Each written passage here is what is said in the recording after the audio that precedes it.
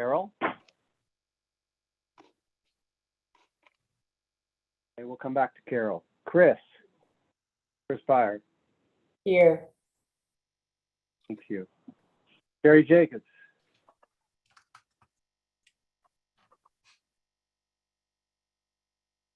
Jerry.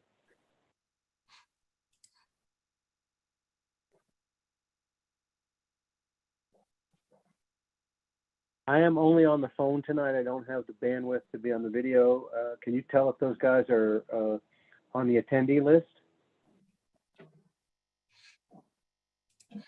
Yeah, Sherry's on. She's listed here on the participant list. Hey, Sherry, can you hear us? Her mic shows open.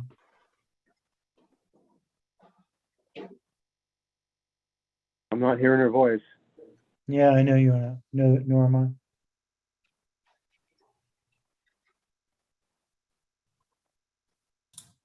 And Carol Hazelton just joined as well. All right. Carol, are you here? I have no audio. Let me restart. Oh, Sherry, No, we can hear you now. Here. Is that Sherry? I am here. All right. Hi, Carol. Thank you. And Hi, Sherry, I think was it, It's okay. try this one more time. Sherry, are you here? She dropped off and is calling back in. Oh, okay. And we'll wait a minute.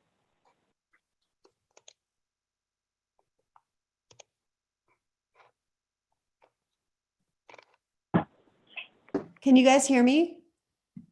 Yeah. Yes. I have no audio. I don't know what that means because we hear you. Can you hear me? Yeah, we can hear you. It's her speakers, I bet. So otherwise she'd be hearing us. Probably has the volume turned down on the speakers. Either that or her device driver decoupled or something like that, you know. Yeah. Hey, Chris. Who was that?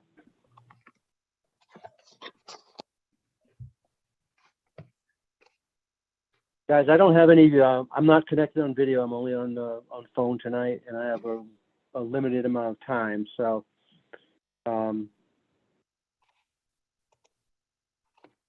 Sherry, I need to know if you can hear us on the phone. I've got her cell number from yesterday that we were talking. I already called Sherry. She's gonna join by cell phone. Yeah, okay. Okay. She Thanks. couldn't hear us, but we could hear her. Okay. Thanks. Polly, are you on? Yes, Mayor, I'm here. Sorry, I was on mute. That's fine. Just checking in. Thomas, are you on? Hi, Mayor, I'm here. Good. All right. Give her a minute to join back in.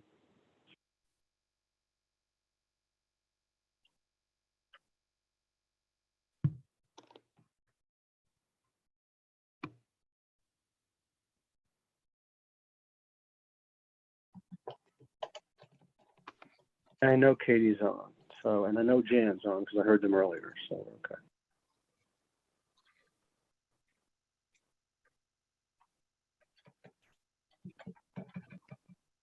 You are muted.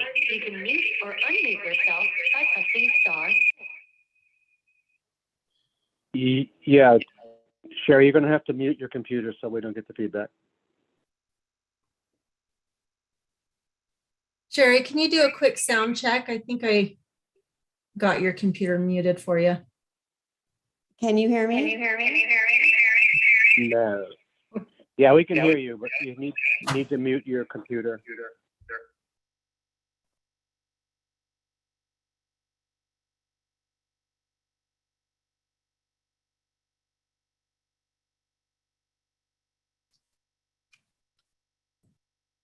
Sherry, do you have YouTube on?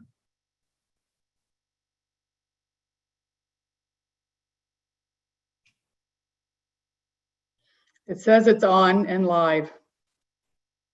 Right, I'm asking Sherry if she has it on her computer, and that's why we're hearing the feedback.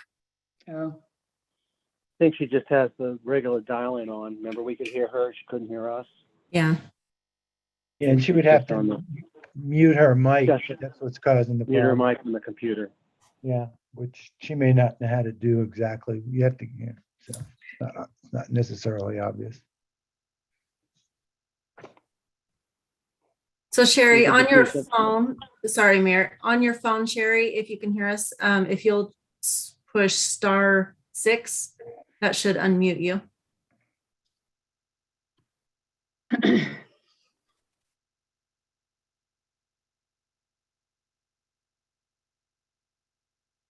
Okay, can you hear me now?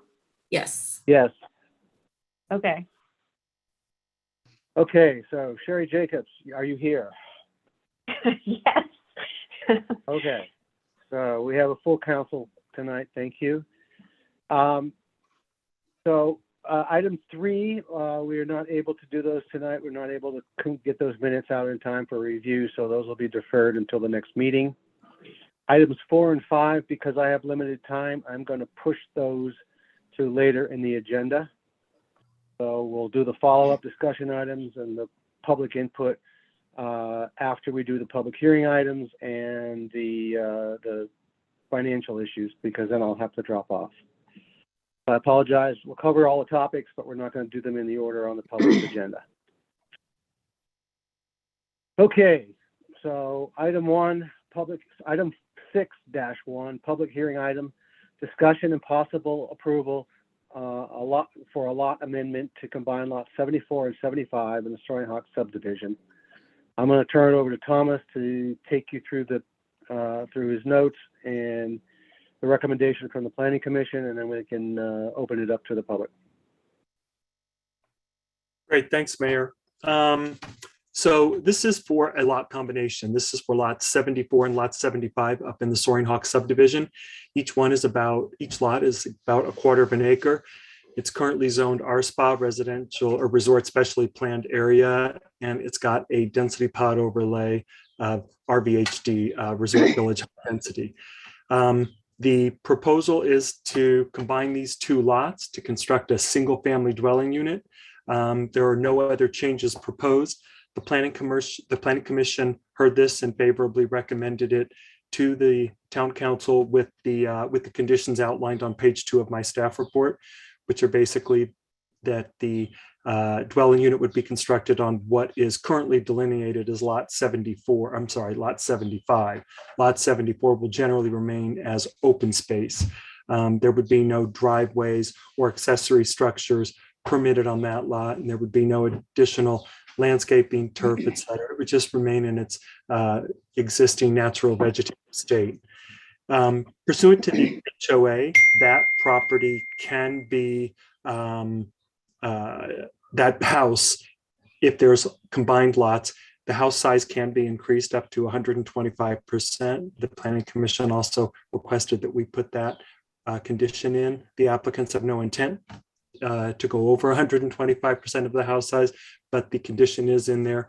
And the note that all of the other requirements of the master HOA, as well as the CC&Rs and design guidelines, would apply.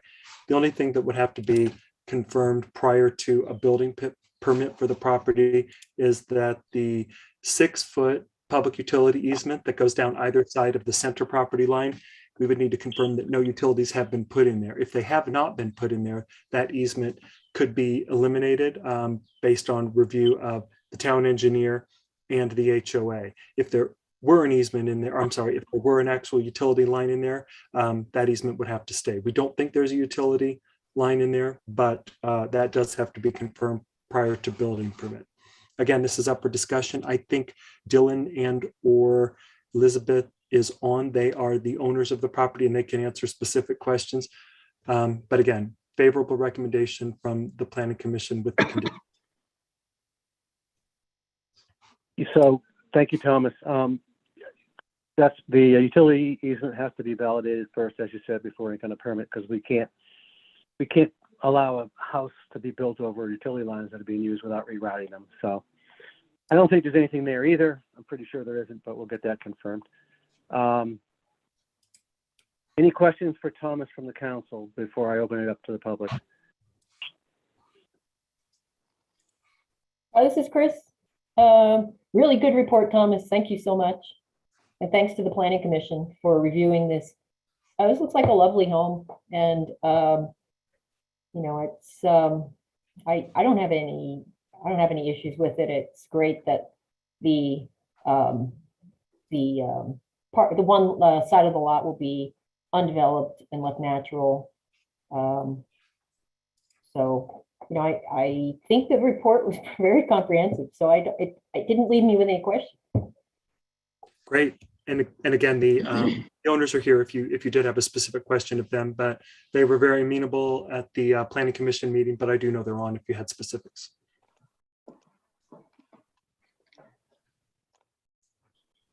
Okay, anything else from council?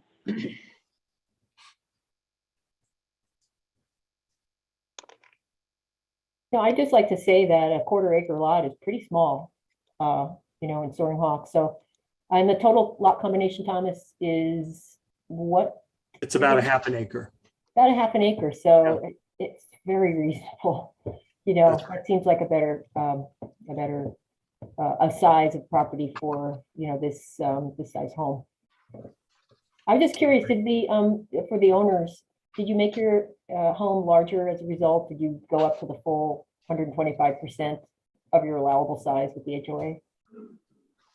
Hi, it's Sumner. To answer your question, and first of all, thanks for considering. Thanks for the kind comments.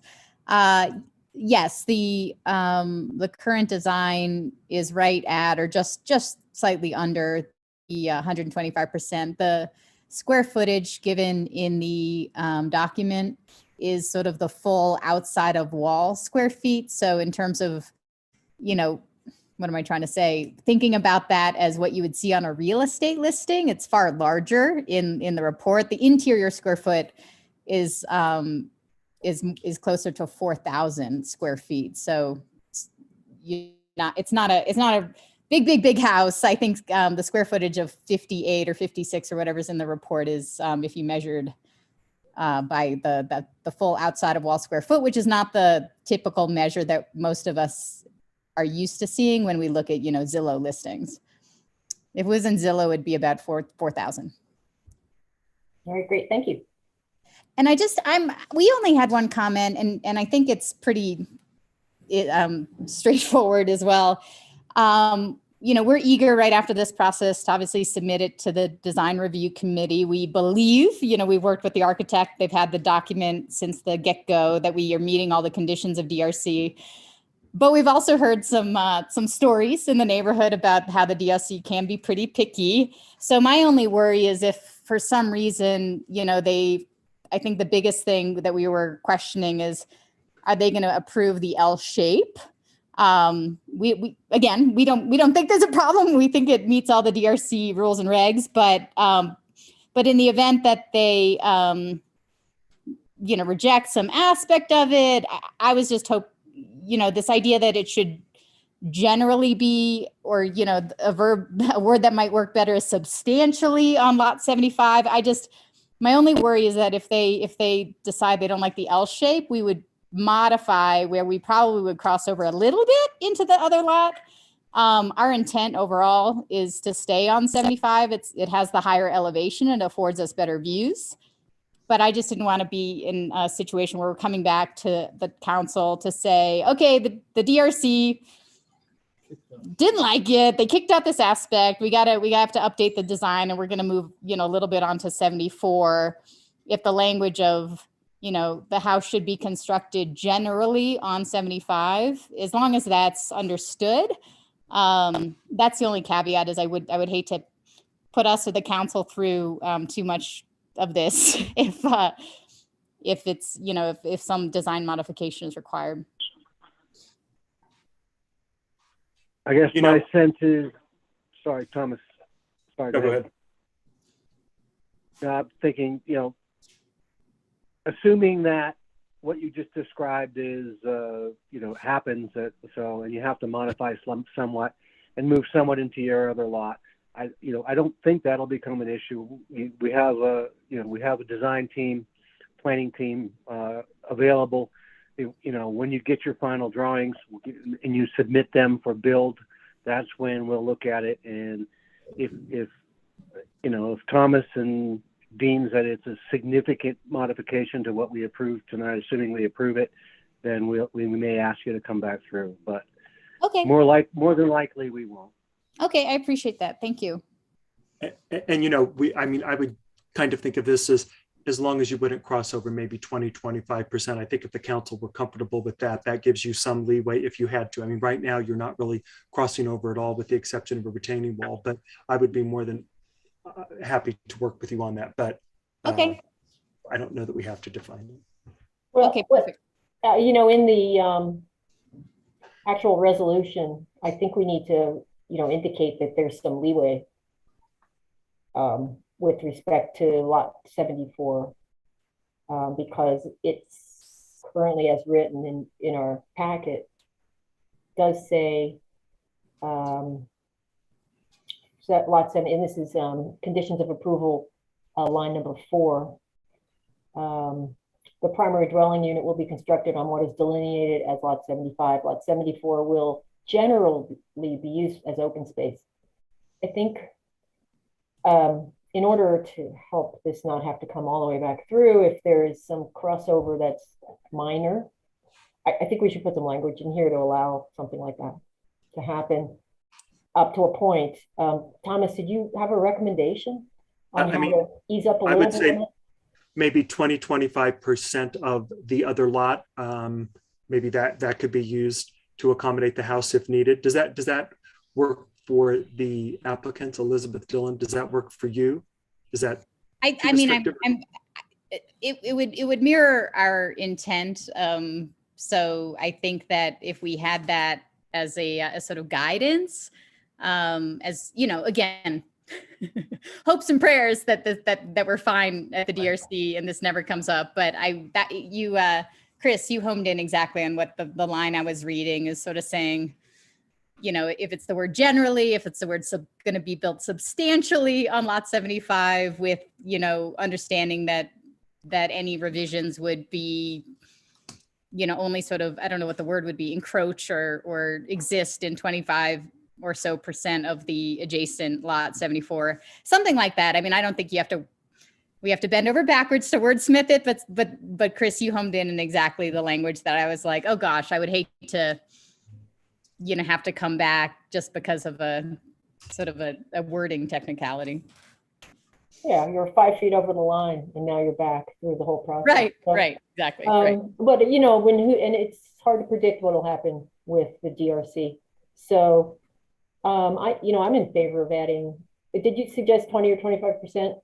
Just, for some leeway that. If that works, we could do something like this. Number 4 could read, the primary dwelling unit will be constructed on what is delineated as lot 70, generally constructed on what is delineated as lot 75. Lot 74 will generally be used as open space, but there is an allowance for an encroachment of up to 25% on lot 74 for building footprint if needed per HOA DRC review, something like that. That sounds good. Thank you. Okay. I hope you got all that. I'll send it to you. We may have to play the tape back to remember what you said, Thomas, but I like it. I typed it in and I will send it to Alicia. Okay. You just nailed it the first time. So, okay. Thanks, Thomas. What does the rest of the council think? You guys have any objection to that or you have different thoughts? I think it's a great idea. Welcome to the neighborhood. And good luck with the DRC. Everyone who built a house in here, we sympathize. We feel your pain. Yeah, it all sounds good to me as well. Just as long as we keep our setbacks proper going forward in whatever new design it is. I have no problem with it, and I hope it goes through as it is. So. Thanks, Carol. And Bob, it's only anticipatory pain at this point, so you can't call that pain yet. All right. Again, good luck. Thank you. It looks good to me, and I just went to the DRC, so if you need any help, give me a call. Who was that? That was Sherry. Sherry. It's town Sherry. councilwoman. We actually Sherry got through Jacob. in 4 tries, so I'll give you some Well help. done, Sherry. Thanks, Terry. You may have set the record. Okay. All right, if there's no other comments from council, I'm going to open it to the public. Again, because I'm on audio only, I'll need somebody's help to recognize if any hands are raised from the public for public comment regarding this lot amendment. And if you want to comment on that, the methodology is to use the Zoom functionality to raise your hand, or on your cell phone. If you're on the phone, it's *9.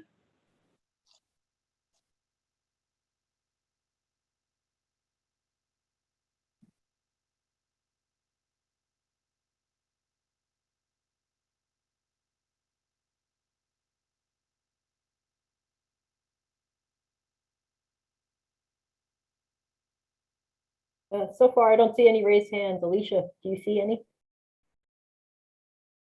I don't see any.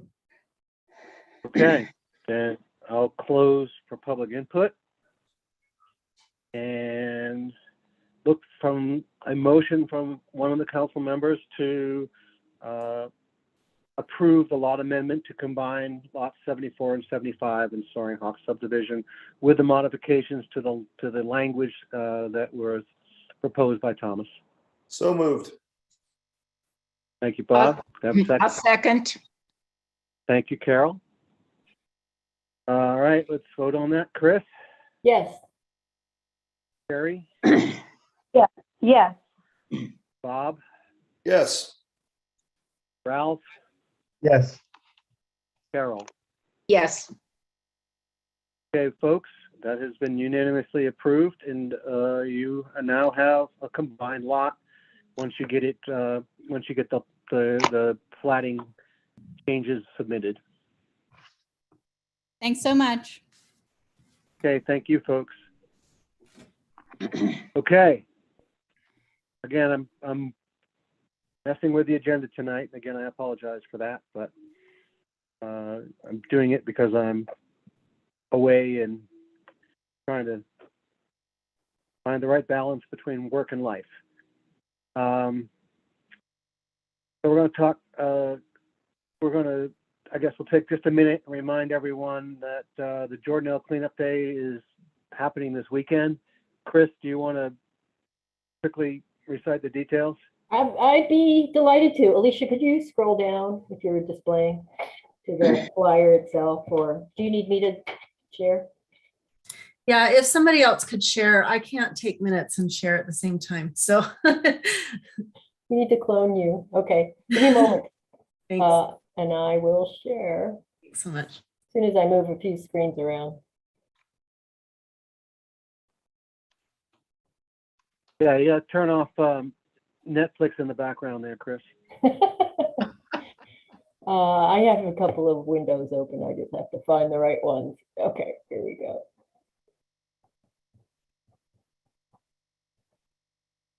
And I'm going to scroll down to it first before I share so I don't make everybody nauseous. There it is. Okay. Share screen. Okay. Should hopefully see my screen now.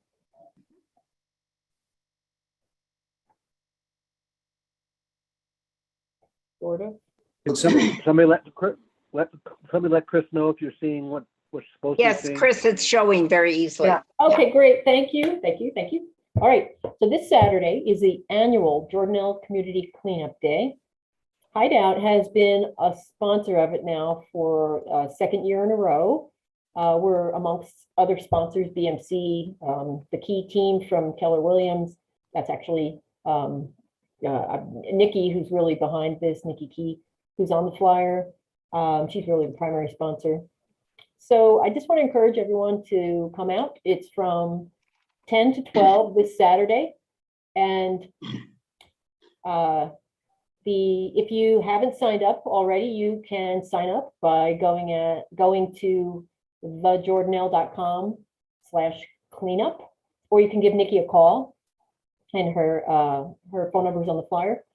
So I spoke to her just before this meeting, and she wanted to reassure anyone who hasn't signed up in advance that you can come on Saturday morning. She'll be out there between 10 and 11 handing out bags that have been donated by BMC.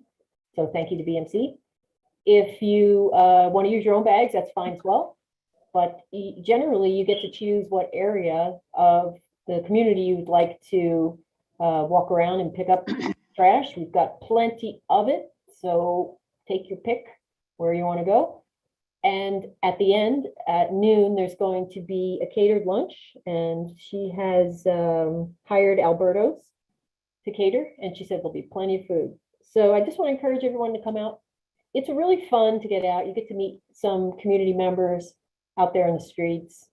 And at the end, it's very nice to just socialize with folks, both from Hideout and over our neighbors over at the Retreat, Park West, and the other folks that come out for this event. Chris, two things. One, it's supposed to be glorious weather, so that should be an incentive. And the other thing is a reminder that if you have those little reacher things, those poles that have a little claw on the end that you can squeeze to pick up the materials. I did it with Chris last year, and gosh, that was so helpful. You don't have to bend down quite so much.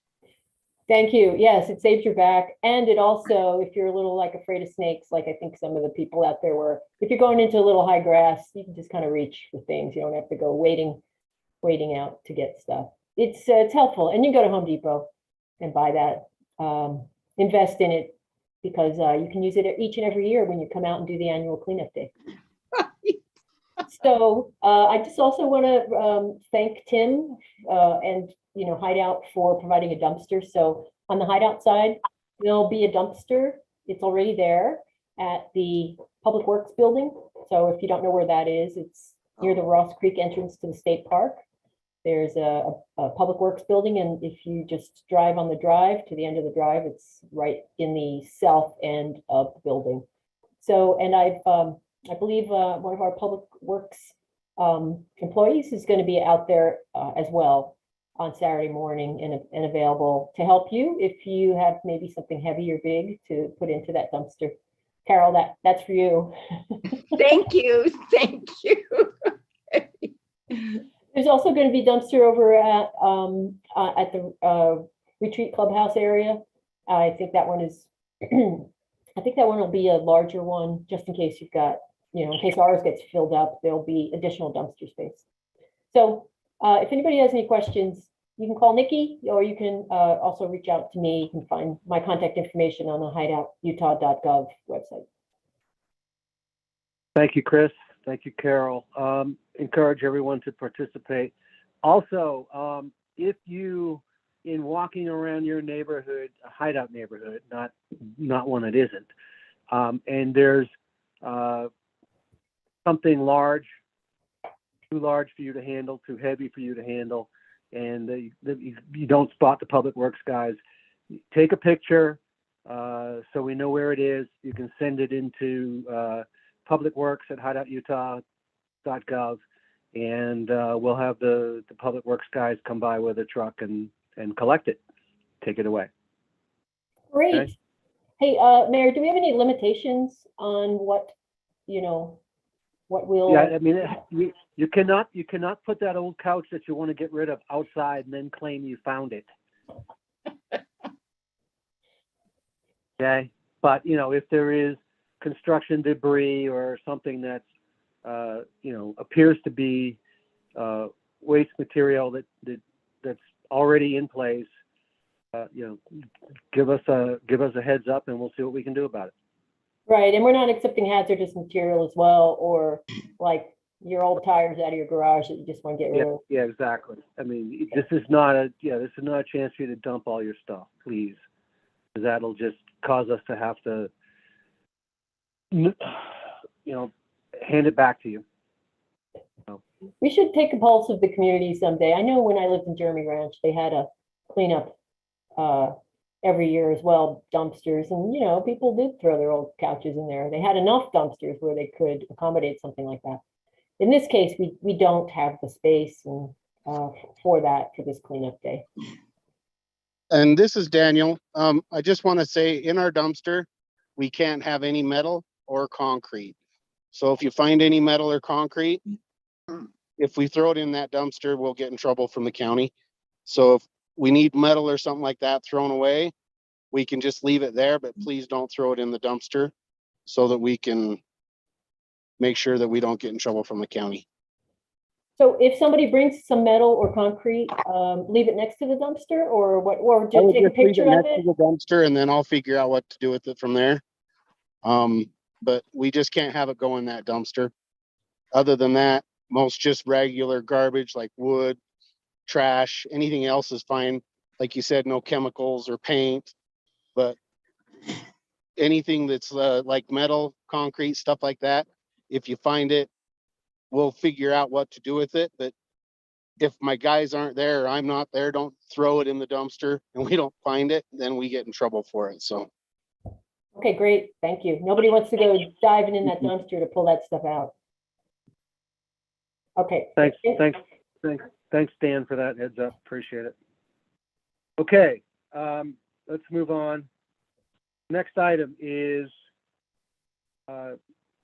next two items are budget related. So the first item is discussion and a possible approval of reallocation of funds for the budget ending fiscal year June 30, 2022.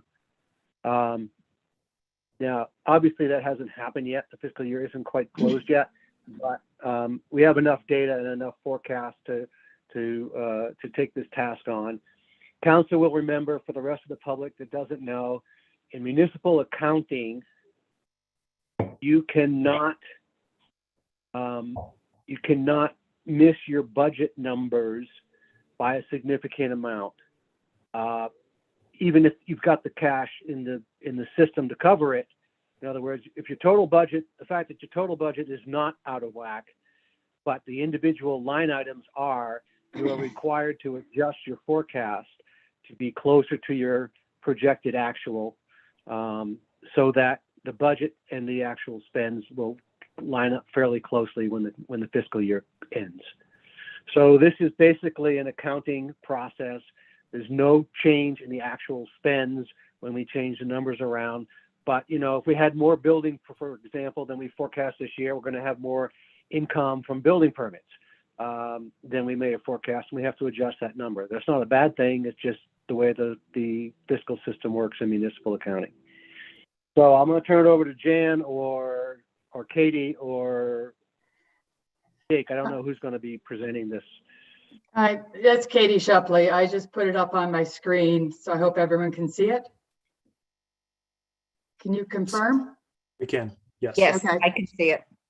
Excellent. I'm a resident of Hideout. I've been here since November 2020, and over the last couple of weeks, I've been helping out with doing a lot with the budget for next year, as well as looking at the current year financials and ensuring that we have a very clean audit by the end of the fiscal year. So it's my pleasure to be working with Jan and the mayor and all of you. So the mayor did an excellent job introducing this. This is to show you that we do have some excess funds this year. If you look in the third column and you can see transfer to capital, there's $54,840 of excess. The good news is there that we do have a surplus and not a deficit, so that surplus can be used next year. So at the end of the fiscal year, we'll be doing some accounting to be able to move the excess funds to a capital fund for us to use for one-time adjustments or one-time expenses next year. So this is a accounting technicality. It is something that is a requirement that we then have to show the state that we have adjusted our budget because we are moving dollars between line items. So at this point in time, you can see that the budget adjustments in column 4 are what is required for us to get back to the original budget or to do a modified budget between revenue and expenses, but the net bottom line is still zero. So what I'd like to ask is your approval to move forward with transferring these funds to the capital account and adjusting the budget based upon where we are at year to date and a forecast. Katie, this is Chris. Could you walk us through line by line, only because we didn't get this in our packets and didn't get a chance to look at it prior. So if you could help us. Yeah, I can walk you line by through line. it. Thank you. And Chris, I would like to say that, you know, I've only been with the working on this for the last couple of weeks. My focus has been on looking at the balance sheet and making sure we have a clean audit for the end of this year and working on the fiscal year for next year. So at this point in time, I don't know if I can talk specifically to some of the line items and why we are so over and under budget, but I can tell you I have the detail that makes up each of these lines. So if you looked at like total license and permits, we're 400,000 off. I believe that would be related to, in the prior fiscal year, we had 138 building permits. So I would assume that the budget had us going up in building permits for this year, when in actuality, we are only going to be doing 111 building permits this year. So I have a feeling that's what's causing a significant decrease in that for the budget. All the other ones are kind of minor. If you looked at the expenses, you can see that we have some additional in salaries and benefits. We have full-time employees. We had some cost of living increases, and we had an additional headcount. So that really accounted for a significant amount of that salaries and benefits, but we made it up in some professional fees that we were able to have some significant savings on. So in those professional fees, our savings would be related to building inspections, plan prints, and other areas where we have lower costs. So some of those professional fees, we are able to go down a little bit because we have the increase in salaries. On the streets, yeah, that is specifically related to repairs and maintenance is up about 96,000. Equipment lease is up about 14,000. So we do have some pretty hefty increases in that area. And then obviously the transfer to capital is the surplus I'm going to bring over to expenses. I will say that going forward on a quarterly basis, we will give you a quarter by quarter update on how we are doing with a projection. And for the end of this fiscal year, in July, we will show you the financials with a detailed explanation. So thanks, Katie. Let me jump in. This is Phil. So on the streets, we did a fairly large street project that had billing carryover, and in the accounting rules, you're not allowed to accrue for that in the prior year. So we did a paving project and a resurfacing type project last year. Many of you may remember, because we put down gravel and oil, which gets everybody excited about their cars. And so that billing actually came into this fiscal year, and we had to cover it, but we had it budgeted for last year, but it carried over into this year, and so that's why that differential is there.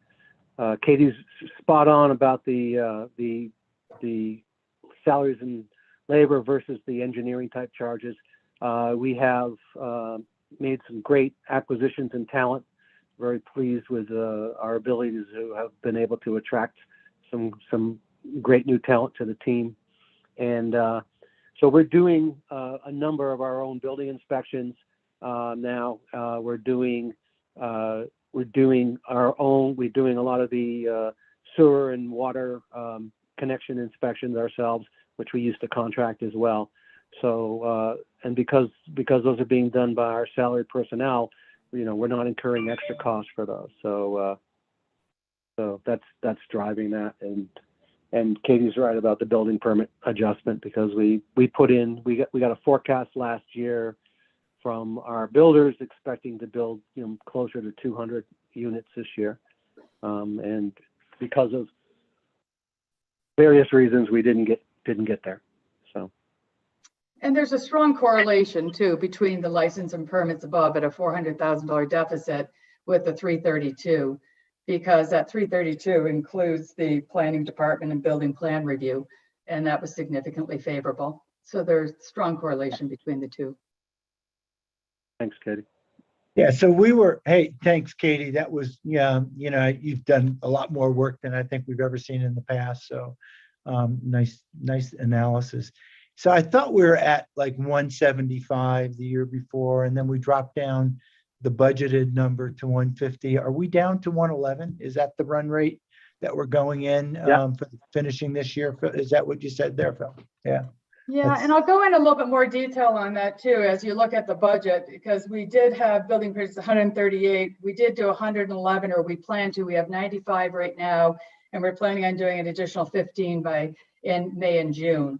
And then next year we have an aggressive, or was put out as aggressive, but because of the interest rate hikes, labor shortages, the economy the way it is, we significantly cut back on the projection for next year to be about 75% of the original 155. So we have 116 projected for fiscal year 23. So we're still working off the 155 number that we did, like 18 months ago. Do you think that's still relevant given the economy? Because if we're coming in at 111, no, that's why, Ralph, that's why I took it down 75%. We will not forecast 155 going into fiscal year 23. I'm forecasting 116. Okay. And that's 75%. I'm not using my calculator right now, but is that 75% of the 155? Yeah. Yeah. So it's close enough, Ralph. Yeah. Yeah. Okay. Well, the bad part we're not is building. We just lost 25% of our license and permits, but that's the economy. What can you do? Okay. Yeah. And one of the reasons this wasn't put in the package is the requirement is to discuss it at the council, because we're just moving line items between accounts and we're not asking for additional funds. Had we had a deficit, then we would have had to made a public notification, and there's a lot more details that have to be pursued if you do have a deficit. So Katie, since we don't have a deficit, I'm looking at the parks line, which is of course near and dear to me, right? I know it's a minor item, but Carol and I, in fact, were at a meeting today, a luncheon, regarding some historical signs in the state park, and Alicia was there as well, because Alicia did the design of these, and we were thinking we might end up having to reprint these signs into, currently they're not ADA compliant. They're probably not going to survive the conditions down at the park, and they're also in a temporary installation. And I was hoping we might have some parks funds available still to be able to finish out that project this summer. So can we restore the parks money? I think it's 21, 24 is, if I did my math right. Yeah, I have not. I'm not going to release these funds. I will not do anything until really June. And at the end of June, I'll see where we're at, where fiscal year 22 really ended. And what I'll do is do the accounting adjustments at that point in time. So this 54 is telling you this is where we're at this point in time. But I do know, based upon some work I'm doing on some reviews for the balance sheet, there will be some modifications. So if you've got a number in mind and you think we can use it by the end of June, that would be great. If not, these surplus funds can go into next year, and surplus funds from the general fund can be utilized for one-time expenses. And we could say that would be a one-time expense that we could utilize that for. So if you've got some way to do it before the end of June, fantastic. Let's talk through it. And then if not, we'll see what we can do for next year as a one-time. Okay, sounds great. Thank you. Okay. So guys, this is intended to put the stuff in the right buckets, not figure out what to do with money. So there's a process for bringing projects forward for spend. So let's follow that. But in the meantime, this is what we need on this is, if there's no further questions, we need an approval, council approval to do the reallocation as Katie has presented.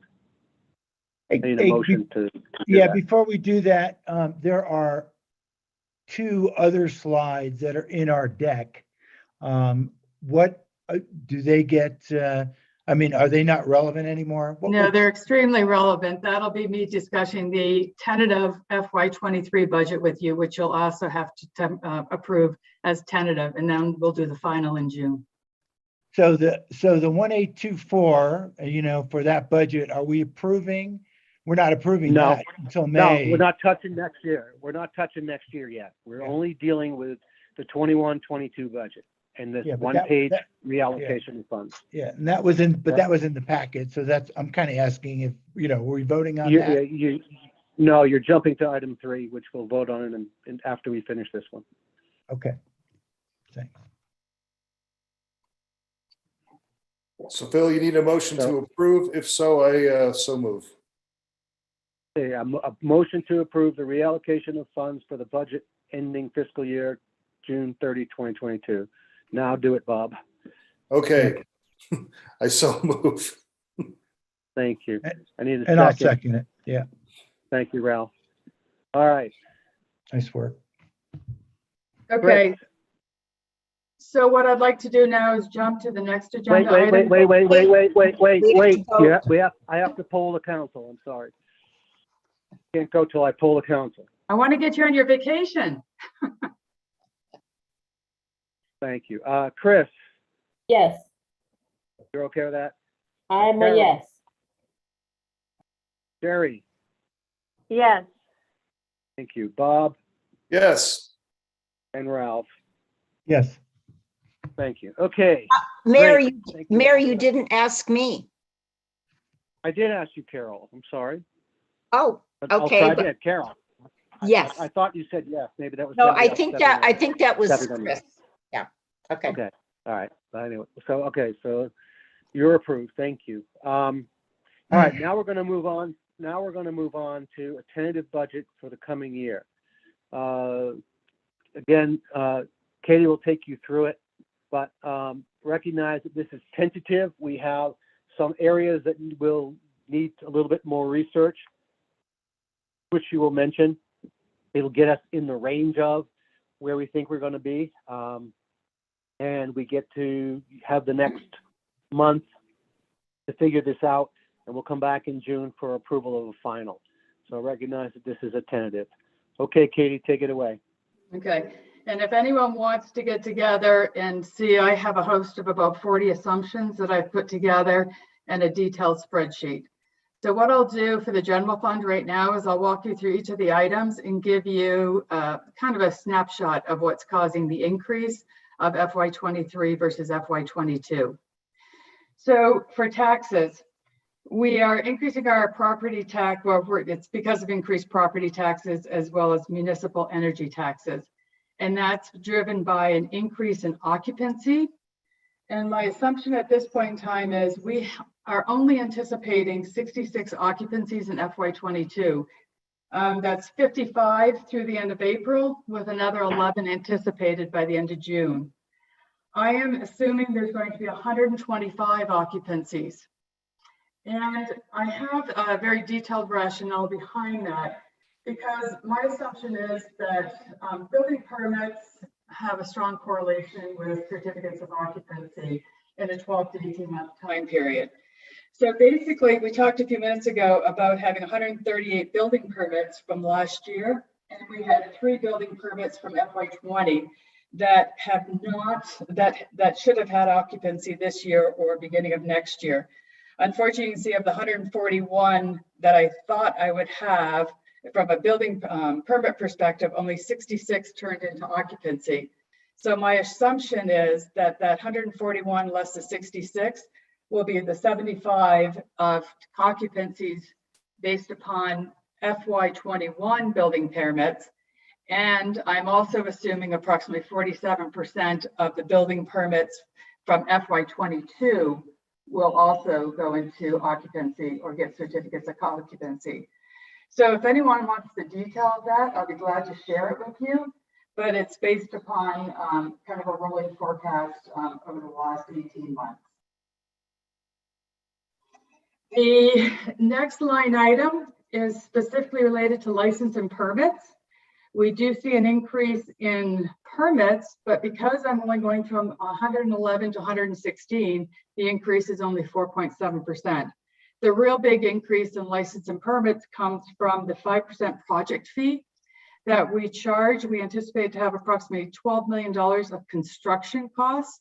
And with the 5% fee that we're not charging associated with those construction costs, we anticipate a significant increase of 282,000 of that 306,000 coming directly from the project fees. They're minor in charges for services and total miscellaneous. So we'll go on to salaries, wages, and benefits. We have a COLA increase, I'm assuming at 5%. We have 2 additional people that we are going to be hiring in the engineering group. And our hope and expectation is that our professional services will go down because we should be able to reduce some of the TO engineering services because of the new employees. But obviously we're not doing 100% going down next year because it'll be a gradual ramp up on the new people and a ramp down on the TO. We also have benefit increase of approximately 5.8%. We have an employee moving from part-time to full-time. And we've also, one of the things I do want to point out here is because we want to be able to get very good qualified people for those 2 open positions, and as well as entice our current people to stay, we have looked at the addition of family spouse benefits, as well as life and disability. So we are increasing our benefits. And if anyone wants to see the benefit detail associated with that, I'd be glad to share it with you after the meeting. The next item is total administration.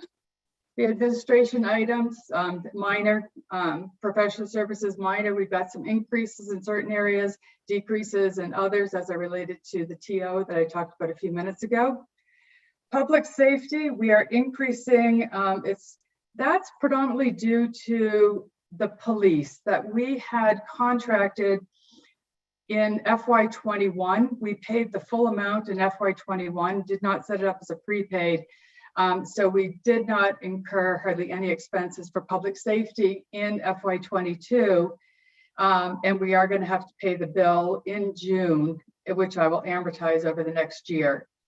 Also, the public safety, we were able to allocate some of those funds to COVID, and my assumption at this point in time is there will be no COVID funds in FY23. The next line item that I have is total streets, and you can see streets is going up approximately $80,000, and the predominance of that is repair and maintenance and material and supplies. We obviously are growing as a community. We have higher costs, and we also have unfortunately higher supplies with distribution problems. And I've also got a inflation in there at approximately 7.5%, 7% actually. Total parks, we do have some dollars in there for trail repair. And then in total miscellaneous, we are going to support the bike event, but we've also added an additional $10,000 for town events that Sherry is going to be coordinating. And that really gives you the 488,000 variance between FY22 and FY23. So you can see we are going to be at a deficit. We will continue working this, but there is a possibility that we will be looking at a tax increase for the fiscal year 23.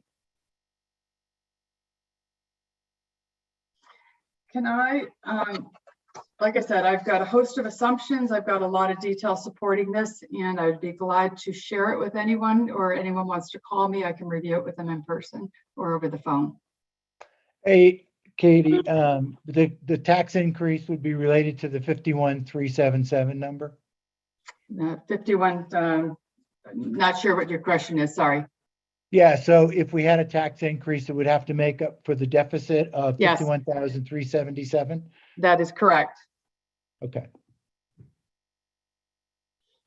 So we'll be looking at that. We're going to refine this obviously based upon what we get over the next month and to further solidify FY22. And then any modifications or adjustments, as I'm presenting it to you, if you guys have any questions or any concern with how it is that I calculate the building permits, occupancy, or property taxes. For the most part, I can tell you for the occupancy, and it'll be more prevalent when we talk about the water fund shortly.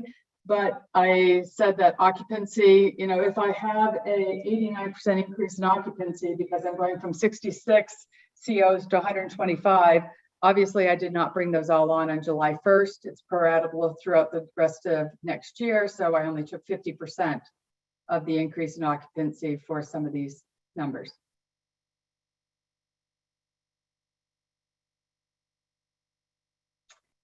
Again, I've got, like, if you want to see the total taxes, there's 8 items that make the total taxes, 6 items that make up license and permits. So there's a lot of detail behind this.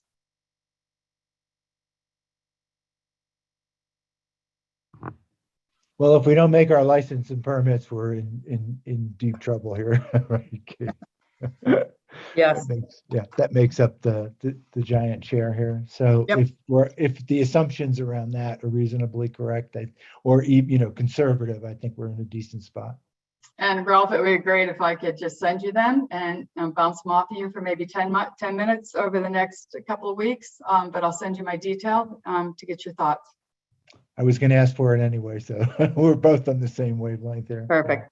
Yeah. I encourage anyone that wants to, like I said, I've been working over the last couple of weeks. I think I've got a good handle on where we're at and where we need to go, but I can tell you, I also need some learning.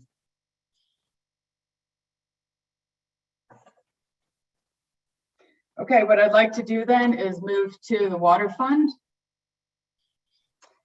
I'm not giving you much detail on this. I can definitely tell you that that $1 million increase in revenue, it is the water service, the sewer service, and connection fees that are all going up, and it's based upon occupancy. And we are going to have an 8% hike in the water rates starting January 2023. So there is since it's only half a year, I put a 4% increase year on year on the water rates. But a lot of it is coming from my increase in occupancy. So again, I encourage anyone to look at my occupancy calculations and see if you have any additional suggestions. The other 400,000. Sorry, Katie, hang on. So that 8% that you talked about, that's JSSD raising their rates. That's correct. So that has to get passed through. Yes. And the increase in occupancy, when you're talking about water connection fees, sewer lines, that type of thing. So of the $1.1 million increase, 700,000 is due to that. The other 400,000 increase is due to an increase in the cost of meters.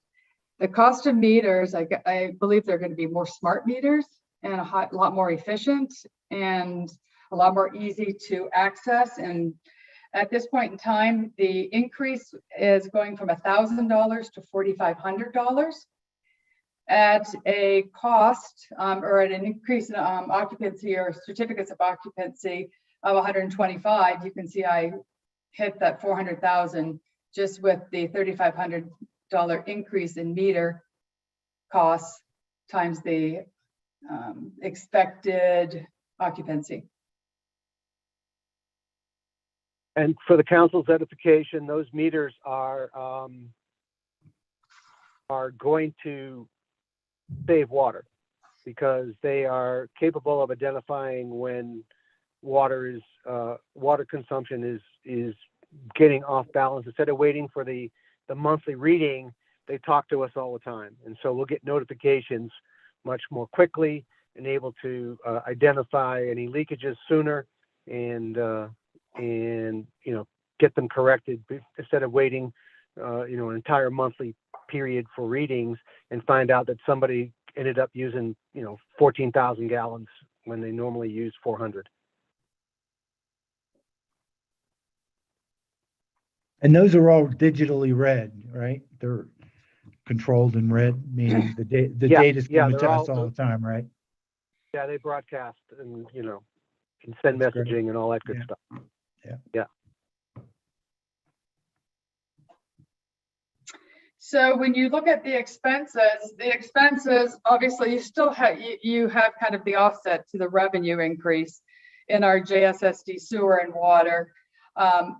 There is also the meters are down there. So we've got the meter cost as well as the meter revenue. And then we have the, again, the salaries that are allocated over to the water fund that we talked about as part of the general fund.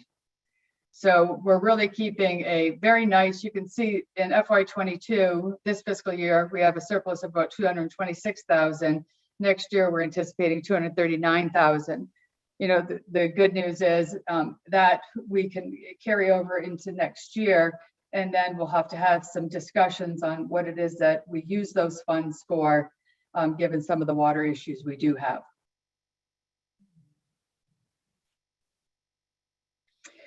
So these are the tentative. Sorry, Katie, just jumping in. So there's a number of projects that we have identified that need to be done for the water system and the sewer system that we have held off on until we felt comfortable with the financial analysis and being comfortable that we have the funds to do some of this work. So we have a sewer project we need to do, actually more than one. But the main one being separating the uphill side of Hideout from the downhill side. It's the Hideout, i.e. the across 248, and having those sewer lines separated. So you may remember way back when we did the sewer model, we identified that that was a future pain point. We also have a number of dead end connections on the supply side on the water that we need to loop so we can keep pressures equal across a number of units. Some folks, because of the dead end line, some folks have lower pressures than other on a piece of pipe going up a dead end street, for example, and we want to fix that. So there's projects to use, quote, excess, unquote, that are going to make the system more efficient and provide better service for all. So we're just waiting to understand and confirm that all these numbers are real, and then we'll start tackling some of these projects that I just described.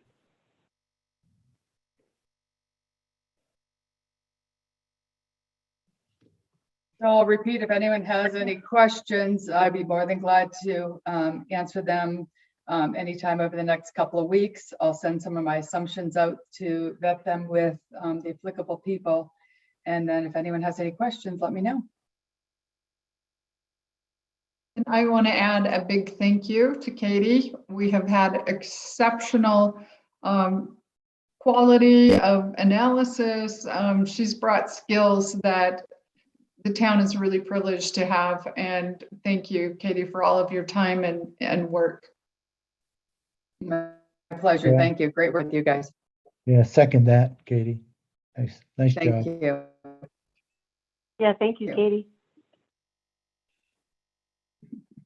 Good to be loved.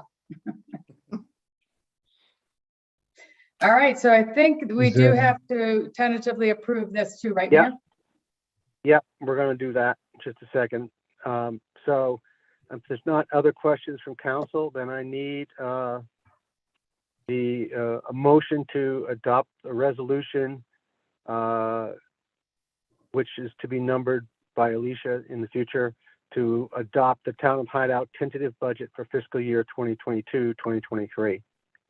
And we'll also be setting the public hearing date for the final budget on June 9th, 2022. Yeah, I'll be happy to make that. Second, Thank you. Bob, was that you seconding? yeah. Okay, thank you. All right. Carol, Alicia, I'm going to stop sharing. fine. So Chris, you'll need to take over sharing for the balance of the meeting, but let's get through this vote here. So I've got a motion and a second. So Carol, how do you feel about the tentative budget? Okay? Yes, I approve. Thank you. Thank you. Sherry? Yes. Thank you. Chris? Yes. Thank you. Ralph? Yes. Bob? Yes, thank you, Katie. Thank you. Thanks again to Katie and the team for doing a great job on this. Really, really super that we have so much talent that's coming forward from the community to help the town move forward. We really appreciate that. And thank you all for your vote on this. And thank you, Chris, for stepping up as Mayor Pro Tem and completing the meeting for me as I sign off.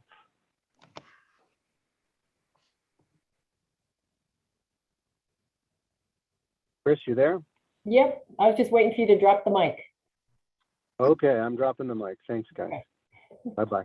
Thanks, Phil. Bye. Thanks. All right, what if we, let me get my screen share going again. I've got a couple of windows open. I just gotta make sure I have the right ones. All right, what's left? We jumped around the agenda. I don't know if I kept score properly. So we did miss follow up on discussion item status of previous action items. I don't know what that is. So we'll skip that for the moment. We have our open floor for public input. We also, since we're rejiggering it, I'm going to go to item number 4 on the agenda, which is discussion regarding the overflow of construction debris in the dumpsters. So give me a moment. And with that, to get the discussion started, Carol, would you mind jumping in and talking about that? And I'm going to show a picture while you do that. Okay. I drove down Shoreline Drive on Sunday, and I just could not believe all the dumpsters that had the lids up with trash completely overflowing. It was all over the ground. And then there were all kinds of cardboard boxes and wooden things, just all, yeah, there's a great picture of a dumpster. That's what it looked like. But then adjacent to the dumpsters, there were all kinds of trash that was just thrown on the ground. And in addition to that, there were all kinds of water bottles and cartons from food. I mean, the trash was just terrible, and it was everywhere. It ran from right after you passed the very beginning phases of Dear Waters, and you're heading into Hideout, and you start to hit where homes were building. That's where the trash started, and it continued all the way through until you got to Reflection Road. And it was everywhere. It had blown across the road. It was, as you can see in the first picture to the left that is showing, that's just a very small piece of all this plastic stuff that's just caught on the branches of the bushes and things. And it really, I felt like I was driving through a dump. And so I wrote a note to the council members and to the town people that we need to do something about it because it's such an eyesore. Thanks, Carol. As a matter of fact, these 2 photos were taken today and nowhere near where you described. Can you hear me okay? These 2 photos were taken at Reflection. I'm sorry. These were taken.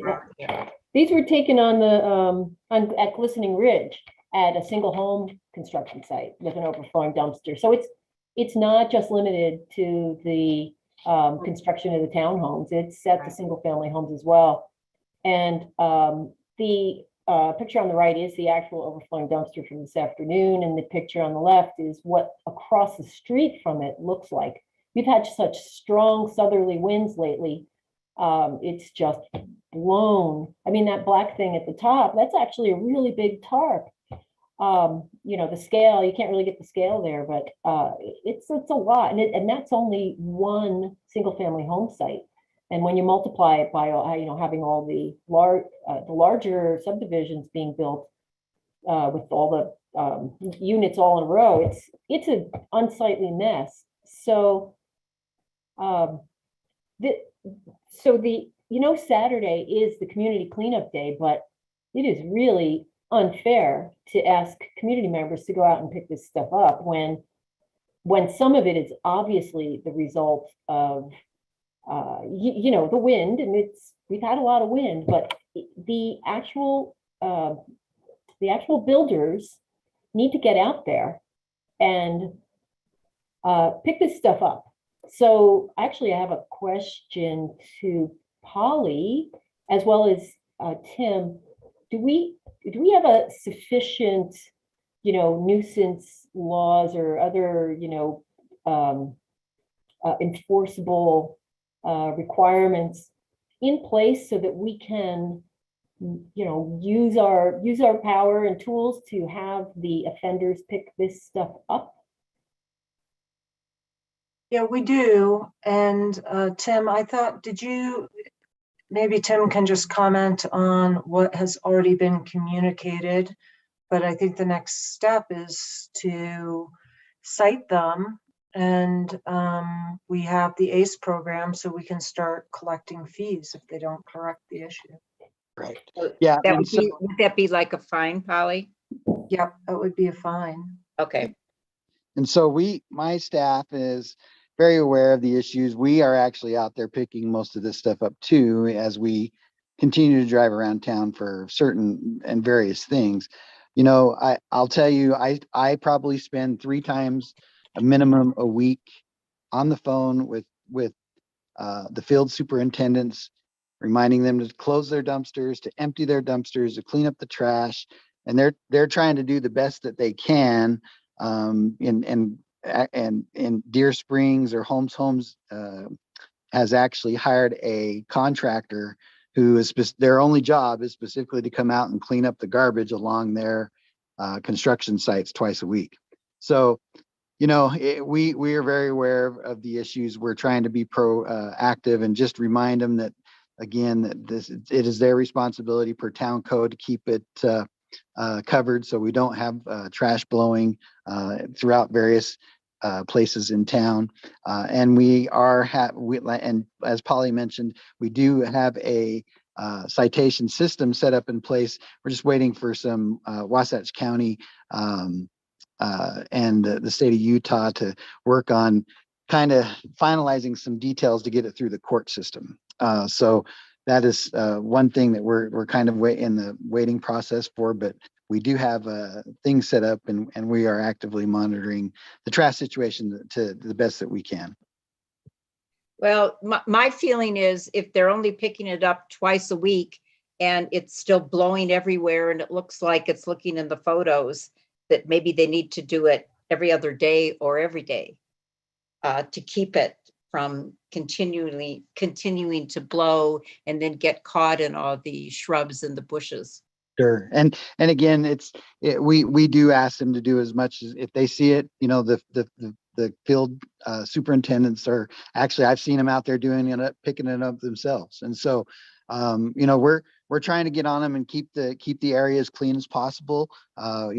We have pride in the town that we work in, and we want to make sure that, it's clean, it's safe. And, it's just unfortunate that it's a construction area that, sometimes we do have these events, and Chris, that's a perfect photo. I mean, that just shows you how much trash a single family home can produce. And so I think when you see a bunch of homes that are being constructed, such as in Shoreline or over in the Homes areas, they're doing a pretty good job, and they can do better. I would agree, of making sure that their dumpsters are being emptied, and we're trying to make sure they are all parking on one side of the street, and we're trying to make sure that that the dumpsters are not located on the street or poking out over the street. It's a health and safety issue, and so we're fighting a battle, and we appreciate when our council members or our community members continue to alert us to things that need to be done, and we proactively take steps to make sure we kind of get these cleaned up and fixed or repaired in some cases if we need to. Hey, Tim, these pictures, the one on the right, looks like a situation where the dumpster is got a lot of loose trash potentially on the top, and then it's slightly overfilled. So Correct. if I was the contractor and I wanted to eliminate that, you put the loose trash on the bottom. If you can, put something on the top to cover it up until you get it, shipped out and removed. But is that logic thinking, or no, I mean, that's actually, you would think that's the way they do it, but as in certain phases of construction, sometimes the hard stuff goes in first and the light stuff goes in Yeah, last. And so get it. it's just kind of a hit and miss thing. And, we tell them, hey, your dumpsters have to be covered. Our dumpsters covered at Public Works, for example. And so we continue to try and educate as much as possible, because to be honest, before I think we've had some of our staffing increase, it's been hard for our current people that were there to monitor and remind them and just let them know, because they were busy doing so many other things. And so now that we have more people helping and more eyes on things, I think we're seeing some improvements, and we'll stay on top of it. And again, it's a battle. I answer like I say, numerous phone calls every week about knock down stop signs, or a traffic light or a street lights out, or we have debris like we were talking about tonight. And so we're doing the best we can, and we do appreciate it. We do want to make sure that we make Hideout a very beautiful town, because that's what it is. Yeah, Tim, I would just think it's kind of it's not a very productive use of your time to have to even make calls on these things. So, boy, if we could get better control on it so that they self-police themselves. Yep. I just hate to see you spend your time, which should be probably spent more valuable in other areas, than, calling somebody about their trash blowing around. That to me makes no sense from a production standpoint. And thank you for that comment. And again, it's a battle that we all face. And sometimes, as Kent drives around, or Dan or Stefan, or Travis, they see stuff, and we're texting them or calling them. So it's not, please don't feel like it is just me doing most of this work. Oh, no. I have a great team that helps as much as we can. But thank you for that comment. But, usually when we call, they know we're calling either about some water being taken out of fire hydrants with no hydrant meter, or a stop signs down, or trash. So it's one of the three things. Tim, is it possible to require more dumpsters? I mean, that could possibly solve some of the issue if instead of just one dumpster, there were two. I would love that, to be quite honest, but it just affects bottom line, and I think that's kind of what everyone's concerned about. And I mean, we could ask, and it's really up to our developers, and we have some good relationships that I think we're repairing, or that we've had since that not repairing, but I've had some great relationships with some of our current developers that, by asking them, maybe having some extra dumpsters out there, I think that's something we can definitely ask them to do. But I don't think we can require that unless it goes in some part of our land use code, which would take some time to get all that through and approved. That is something we should think about doing if this is an ongoing problem. And Tim, I'll get with you, me or Cameron will get with you tomorrow to talk about, we do have the ACE process, which we don't need some of this other stuff that we've been talking about with Wasatch County.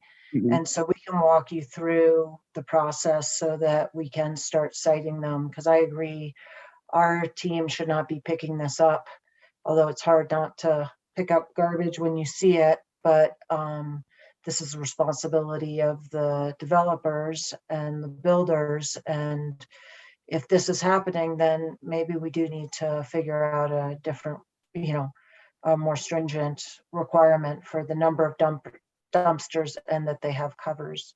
Yep, correct. Thank you. Holly, what's the ACE process that you mentioned? As the administrative citation, administrative code enforcement. And that's something that allows for instead of, it used to be, well, it's been in our code for a while, and allows for basically civil citations for nuisance and other non-criminal type violations, and it fines the owner of it, and it accumulates until they correct it. Usually you get a warning, and then, the process is you want them to correct the behavior, but if they don't, then you could go after them, and eventually it can be a tax lien even. Well, we definitely want them to correct the behavior, because that's why we're talking about it tonight. I mean, it's pretty bad. Again, exacerbated by the weather lately, but still, this is not the kind of community that we want to live in. It's terrible. And then, we're doing our best by doing an annual cleanup day. That's 2 hours. People will go up, they'll go out, they'll pick up stuff. It's a good feel-good event. But then, like, within a few days, there'll just be more stuff, and it will be been a colossal waste of time. Yeah. Except for the party, which is always fun. So I do think we need to get on top of this. I mean, this is one of the reputable, I don't want to embarrass anybody, so I'm not going to tell you what home this was, or, I can tell you who the builder is, but I don't want to embarrass anybody, right? I just want them to stop with this behavior, because something like this, we just really should have, I would say, very low to no tolerance for.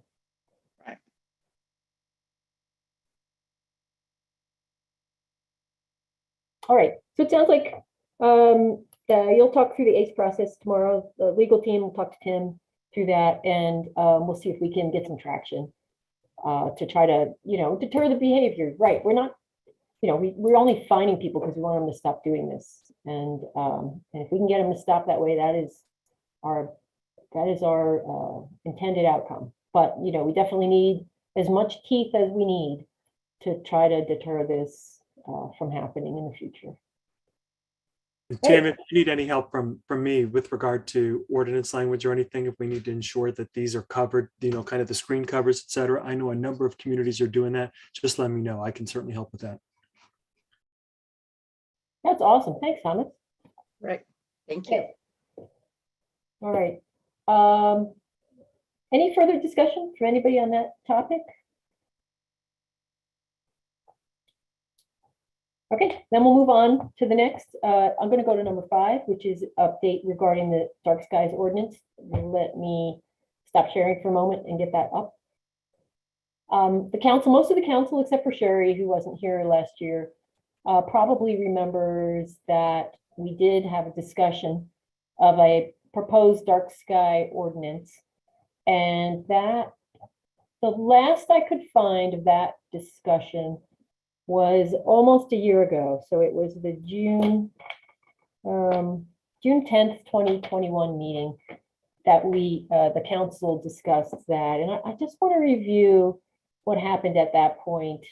So give me, like I said, give me a moment. I have to find those minutes. Okay, I think I found them. Oh, and I want to compliment Alicia. It was so easy for me to go to the town website and find the old minutes, because they're so well organized, and that is such a win for the town. So I just want to thank you for that. Thank you. Yeah, no, it was easy. It was not a difficult research project. So what I'm displaying are the minutes from June 10th of 2021, and on that day we had a very long meeting. Where the mayor wondered if the council wanted to defer the discussion given the length of the agenda. Then we had a further discussion of that. So there is a draft ordinance for dark skies. It's in the packet. I know that last year, maybe I need to make this a little bigger. Hold on one sec. Last year, we had a little pushback from Councilmember Dwinell about what the impact of the implementation would be. I think he was worried about overly burdening residents, and requested that we conduct an inventory of the town to better understand what would be out of compliance.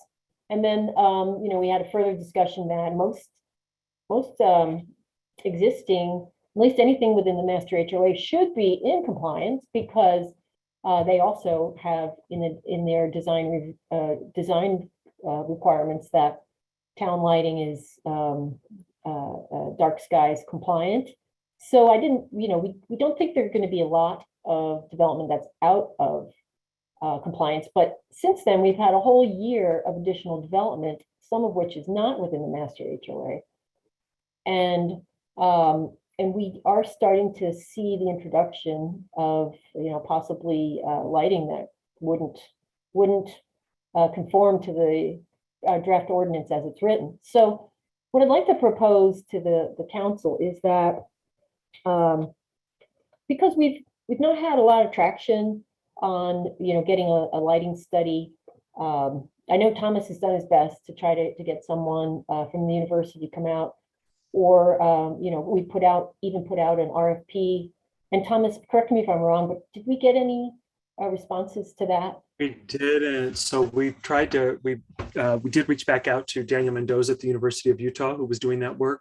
We've not been able to procure his services. I think he's really, really busy right now. And so that has been somewhat unsuccessful. And we did put out an RFP on the American Planning Association websites, and we did not get any interest. And so it is worth noting that we did end up buying a light, and Tim took some time out in March to go do some kind of just baseline measurements, see if we could get an understanding.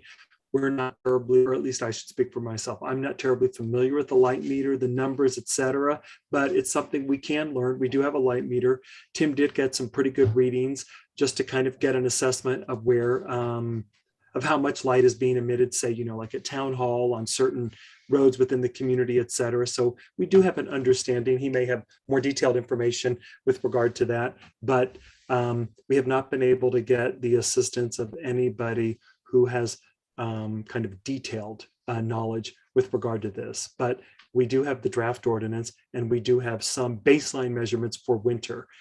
When we had discussed this last time, we did say we kind of wanted baseline measurements in winter, which we now have, and maybe some in summer, so that we can kind of get an understanding of where things exist before we implemented the ordinance. So it could be that maybe we just take the light meter if we don't get any other input or interest, and we do some measurements over the course of maybe the next month or so to get an assessment before we move to the next step. We can do that. We're not moving forward blindly. We're just moving forward not as expertly as, say, somebody who does this for a living would. Yeah, well, thank you. No, that was a really great summary. I wasn't actually aware of the work that Tim did, so thank you, Tim. So what I really like to do is kind of get some more traction on this. I know we've got budgets coming up, right? And that's really important, but I'd really like to see if the council is, interested in trying to get more traction on this, say, maybe in our July meeting, where we could, like I said, once we get through the June budget approval, maybe in the July meeting, make it a target to be able to revisit the draft ordinance, which is in your packet, so you can read it at your leisure. And by then, maybe we can get some, a few measurements that we have, and then let's have another discussion about this. And meantime, I think it's Heber City, and correct me if I'm wrong, but I think Heber City just adopted or will be adopting a dark skies ordinance. And so it's happening back here in the Wasatch Back. And I want to make sure that here in Hideout, before we get too far down the road with further development, that we have, some, good, a good and enforceable and common sense language in place, so that we don't end up having too many lights here, and then we're kind of losing some of the very things that we moved out here, everyone is out here to enjoy, is the natural beauty of the place. And we try to get something enacted so that it'll be less painful down the road for anybody who's currently building. If they know up front that this is a requirement, maybe it's above and beyond what the current master, what the current HOAs are requiring, and then there would be less retrofitting over time, and easier compliance, we'll say, if we can get this passed sooner. So that's a good point. And Chris, I would just like to say one more thing. I'm sorry to interrupt, but just so you are all aware, for the projects outside of the master HOA MDA, when they do come in for design reviews, say Deer Springs or Lakeview, et cetera, we are reviewing and requiring dark sky compliant downward facing fixtures. So we are, catching them, despite the fact that we don't have an ordinance. We are requiring that. Great. Oh, great, great. At some of the light fixtures, for example, in Deer Waters, when you're just coming up from the from the park up on Shoreline, they actually stick out below the screen. So, according to our draft ordinance, they would actually not be compliant.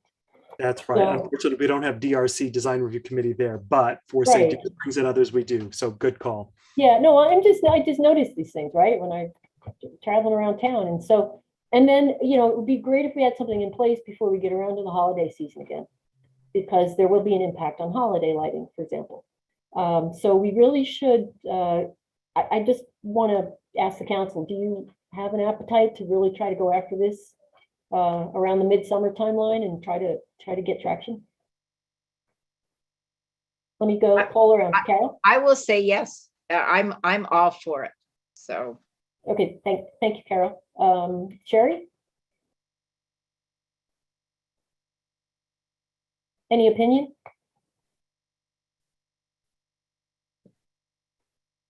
Okay, Sherry, we don't hear you, so I'll go on to Ralph. Yeah, Can you my hear me now? opinion. Oh, go ahead. Can you Sherry. Go ahead, now? Sherry. Yeah, we hear you now. Sorry. My phone was not responding. I wasn't part of the initial discussion, but I read through this and it does make a lot of sense and I do like it. I'm just wondering who actually enforces it, because right now there are people with lights in their trees on Longview every night. I don't know if you've noticed that, Chris, from your house, but who's going to enforce this at night between, because obviously the town is not working at that time. They can, we can hire someone or put them on in the evenings to do it, or, as maybe it's a code enforcement, it would be enforced along the same lines as the ACE program. And again, it also starts with warnings. And let me also say that in lines of this, the requirements to have that baseline, it's great to have it, but it's not a legal requirement. So, night skies are going, there's this very strict certification, but I think based on location and all that, that's not what we're striving for. But there is kind of these model night sky ordinances, which are effective and can meet the needs of the town and make a lot of sense to implement if that's what the council wants to do. Yep, exactly. We don't have to go, get a International Dark Skies Association cert unless we want to, meeting their requirements, but we can decide, how prescriptive we want to be here with, too much light, wasted light, light that transgresses from one property to another. I had an example where one of our neighbors that I can see from my house, they had a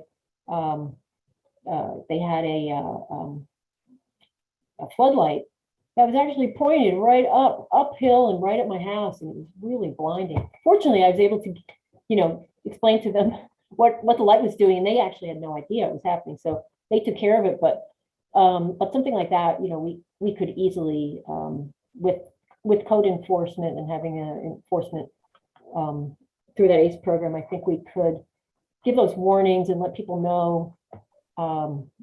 And so it would just benefit the community all the way around. All right. I didn't get to ask Bob. Bob, what do you think?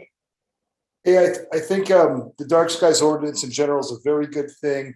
The baseline where we have codes on the structures so that we don't have unnecessary light pollution, that's going to solve, I think, 99% of our problems as far as light pollution. I certainly enjoy the dark skies, and I'm sure my neighbors do too.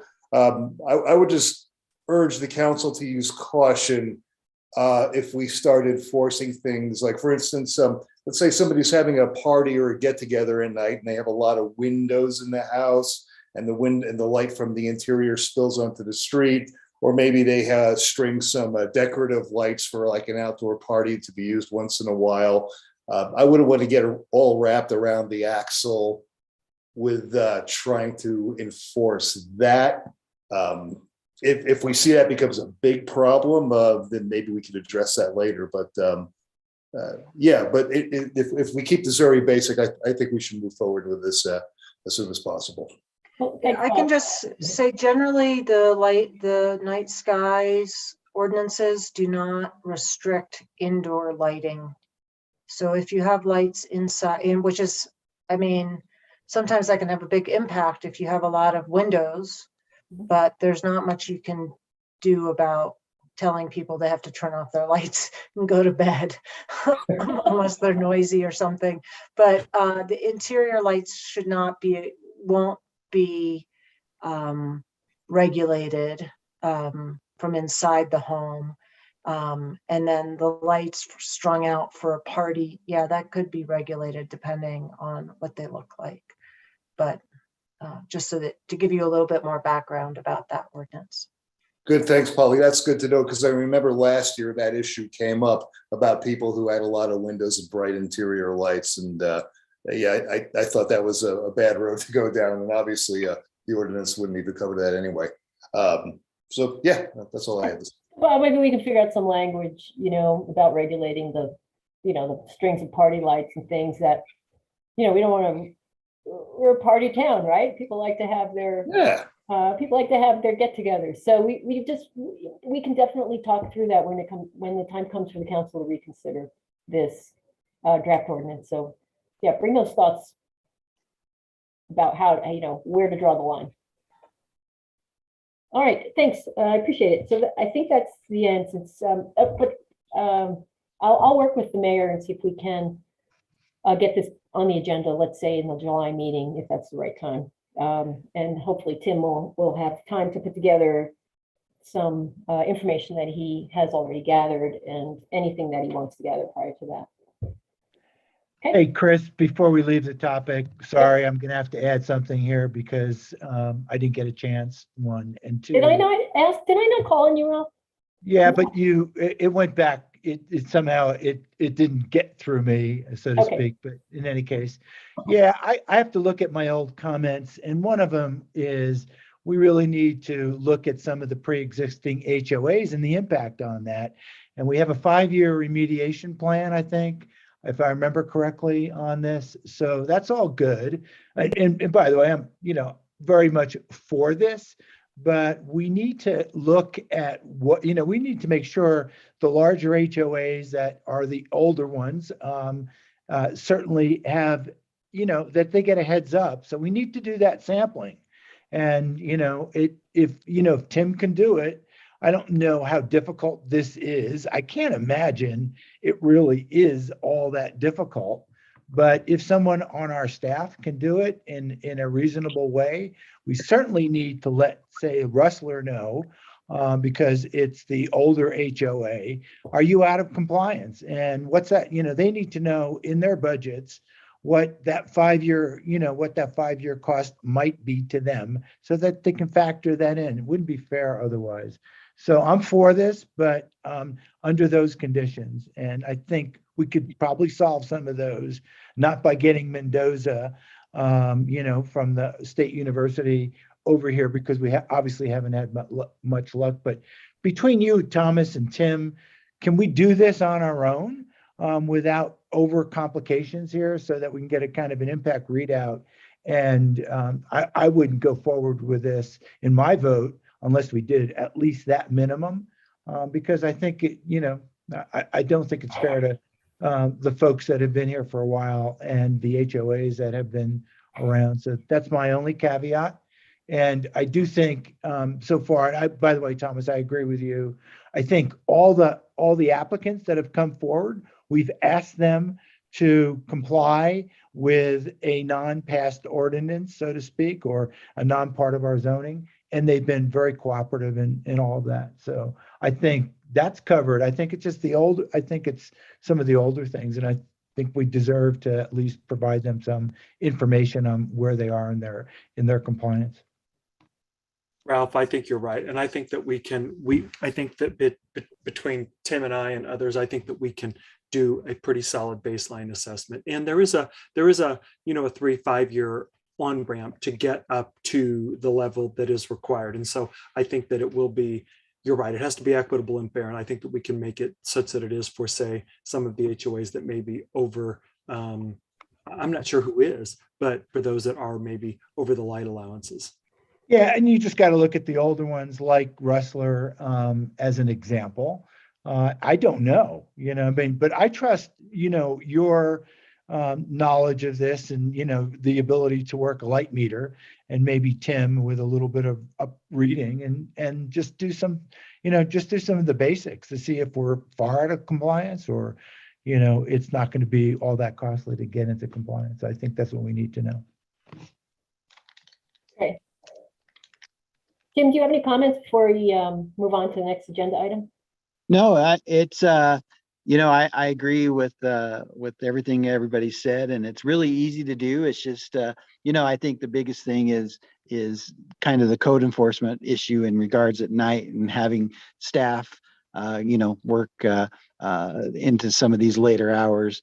But that would be my only first thought, but definitely it's easy to do. And when my crew took the readings in town a couple months ago, pretty much everybody was in compliance. I mean, I don't think we had anybody out of compliance, including a town hall or public works building.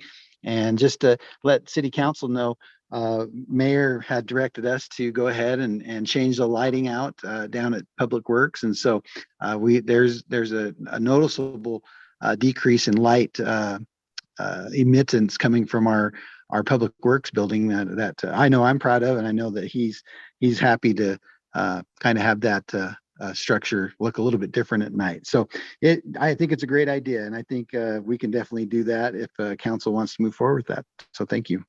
Hey, one more recommendation, Tim. So yeah, if you and Thomas can get a handle on that, and you've got some of those findings, have we published this on our website? Because I'd certainly like to hear, other input, not just ours. And typically we haven't opened this up for a while. So let's just, can we summarize this and put it on our website or share this with the town to make sure they know what we're doing or planning on doing, give them a heads up why we're taking, light readings and what those readings might be in a summarized fashion on our website, and get that communicated out properly. Yeah, and I think we could work together, Thomas, me and you, to kind of do that. I think with Mayor working hopefully on the kind of that social media communication app with our residents, that would be something that we could definitely share there and on the website. Yeah, that makes total sense. Yeah, agree. So cool. Cool. Any other discussion before we move on? I appreciate all your comments. That was really good. Alicia, I'm looking forward to these minutes. So we can revisit this hopefully by I'm setting a challenge. Let's get to it in July. Okay, thank you so much. I'm going to stop sharing now. Looking at the agenda, it looks like we finished both the public meeting items as well as the agenda items. So we're going to circle back to the last two items at the top of the agenda. So follow-up discussion items, status on previous action items. Does anybody know the intent of what that discussion is supposed to be? That Chris, is when we look at the the items that we decipher within the previous notes, the meeting notes, and so then we surface that as follow-up action items for the that the administrators are going to track over time. So almost like we have a spreadsheet or a table of follow-up items from the previous meetings. We haven't done, I think we're doing a much better job of that. But since we don't have any meeting notes here we don't have any minutes to review, I'm not sure how relevant that might be. But what would be relevant would be in our tracking over all those minutes that we've been coming up with action items, what's a summary of that at some point, like every quarter we have kind of, okay, what were action items, and what are the big outstanding ones? That would be useful to all of us. So do you have any proposal? Like I don't want to give Alicia one more thing to work on, right? To create that action item list, should we as a council, challenge ourselves to go back and make those action items from prior minutes and make sure that we bring them forward, or should we ask, maybe, I don't know, Jan's also crazy busy? I wonder if it's falling to us to make sure that, we create our own list of action items and we're checking them off so that we get back to everything that we intended to get back to. Well, I'll just add something here. My thought was, since after we review the minutes, and then we go back to what are the action items that came out of what are the 2 or 3 things that need to be followed up, they go into the current minutes. So they're actually being tracked in a sense through the minutes review. And so all we need to do is extract that from the minutes that we reviewed, the prior minutes, and just pull those into a little bit of a spreadsheet. I don't know how difficult that's going to be. You got I see my drift? Alicia's hand is up, Ralph. Right. Alicia, go ahead. So I just wanted to kind of put this out there. I've been putting everything on a spreadsheet. I started this maybe a couple of months ago after we started talking about this. And so Cool. we've been sharing it internally, but I'm happy to include council on that as well. It is a Google Sheets so that we can all add and make our own notes and things like that. And we all know kind of where everything is. So, but I'm happy to share that with council if you'd like. If we could just go look at the Google Sheets ourselves and just keep an eye on them, I think that might solve the problem, Ralph, right? You think? And Carol? I think what she's already solved the problem on most. We Right. just need a link to that spreadsheet. We just need a ability to view it, I think, Alicia. Just to view only for us, right? We're not going to start piling on action items. Sure, that'd be great. I that was my intention when I created it, but I just kind of wanted to, get it going first and see how it works with the rest of the staff. And I think everybody's using it pretty well. So The council, I think, if anybody doesn't object, I think we'd like to be able to see that, just to keep track. I think we all have a little trouble keeping track as well, so it's good to have it centralized. And I think it's our responsibility as the council then to look at the spreadsheet, as often as you want, but more importantly, maybe every, quarter or so often, we just pull it up and we make it part of our agenda. So especially for any major items, and Alicia, you could probably point us to that, but I think that is our responsibility. Great, thanks, Ralph. Any council members have any further comments? Nope. Okay, Bob, I see you shaking your head. Thank you. Okay, we'll close on that, and then it looks like last but certainly not least is public input. I want to apologize to anybody who's been waiting to do public input, where we did a little bait and switch and put it at the end of the agenda today. It was at the beginning. We did it at the beginning. The mayor did do it, and there were no The hands. public input opened the floor to anybody? I thought so, or was it just for the public hearing? Is what He you did he started with the Public public Just for the input. public Okay, hearing. got you. Yep. Okay, thank you. Yep, so we still have to do the opening the floor to any attendee to speak on Apologize. any items that are not listed on the agenda. So with that, I'd like to open it up to public input. So if anyone has anything they'd like to bring up to council, would you please raise your hand? We'll recognize you. And then it's *6, I think, if you're on the phone only. Did I get that right, Alicia? I meant to put it in the front of my notebook so I would remember each time. that's okay. It's *9 to raise your hand, and then *6 to unmute once we call on you. Thank you. You bet. I know it's Carol not times. *9 to raise your hand. *6. Wait, did I get backwards? *6 to I think unmute. you're right. Yeah, you're right. Okay, *9 to raise your hand, *6. Okay, I see Carol Thomas has raised your hand. So Alicia, if you would help her get unmuted. All right, Carol, you're unmuted. Hi, I know this is completely off topic for tonight, But I was calling because I live at 11831 Stargazer, which is adjacent to the Lakeview Estates development. And I noticed probably like 3 weeks ago, there were orange rocks spray painted. And I'm like, oh, I wonder what those are. It looks like it's the bike path or a proposed bike path. So I called and I talked to Alicia and she referred me to Tim. And Tim told me that those markings were for cable. And I was like, really? Doesn't look like cable to me, but whatever. So then I noticed equipment out there, and sure enough, went down and talked to, my nephew was visiting, and he went down and talked to the guy who's in the equipment, heavy, or the grading equipment, and he says, yeah, this is the bike path. So my question to the town council is, when was the relocation of the path approved? Because it now crosses the amended lot 41, which was carved out from Lakeview Estates, which is now part of Deer Waters. When was that approved? I know when the lot was approved, but my question is, when was the relocation of the path approved? And what is the setback requirement from a residential structure?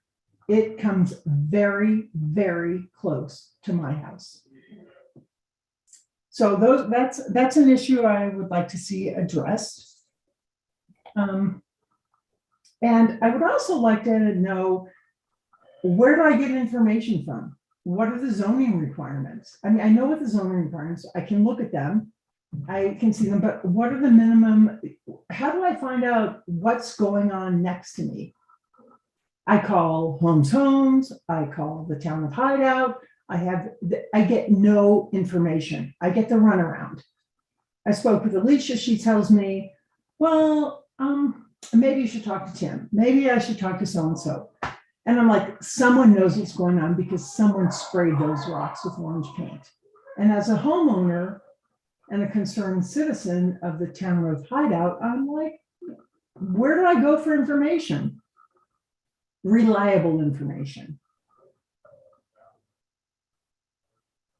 No, that's a great question. Thank you, Carol. I noticed also, I happened to ride my bike past there and I was a little surprised too, to see the, they've done the grading and put some kind of base on that 10, I think it looks like it's 8 or 10 feet wide. It's a substantial, bike path. So Thomas, do you happen to recall what the, because we'd have to go back to the approvals for, I do remember that Deer Waters was expected to do a paved bike path through it, but I don't recall off the top of my head where it was supposed to be located. That's a good question. So Carol had sent me an email earlier today before this meeting, and so I'm not exactly sure where this trail is being built. So what I will do is I will go out there next week, early next week, and take a look at it. I'm not exactly sure where this is, but I think it must be Nate's connection between Deer Springs and Deer Waters. And so I have to go out there and look at it. I'm not exactly sure of this specific location. I'll go out there and take a look. Thomas, that is exactly where it is. And if you want to email me a time, I would be happy to meet you out there. That's what I'll do. Because there are a couple of, I'm sorry, this is like property specific to me. There are some things that I would like to talk about. So there's some scrub oak that appears to be left undisturbed. So I would rather see the scrub oak left undisturbed and the bike path come by my house rather than leaving what remaining natural vegetation there is close to my house. Mm-hmm. So Thomas, if you'll call me or email me, would love to meet with you. That would be great. And I got your email today, and so I have your phone number, so I'll give you a call, Carol. Okay, perfect. That would be great. Yeah, great. Thank you. All right, well, thank you so much. I appreciate what the town council does for Hideout. Oh, thanks, Carol. Hey, you asked another really important question. Where do you find this information yourself? And, you know, our website has, I'm pretty familiar with the council and plan commission meeting minutes and attachments and things, but if Carol wanted to look this up herself, Thomas or Alicia or Tim, and wanted to go to our website to find out, you know, what does the plat look like with the trails drawn in? Where is that information? Is it easily accessible? I can give you a quick answer, and that is all of the plats are stored on the Wasatch County website. And so I could send you that website so you can look up plats. It's not the most user-friendly website, but it's a pretty good website. I could send you that so that you could see that.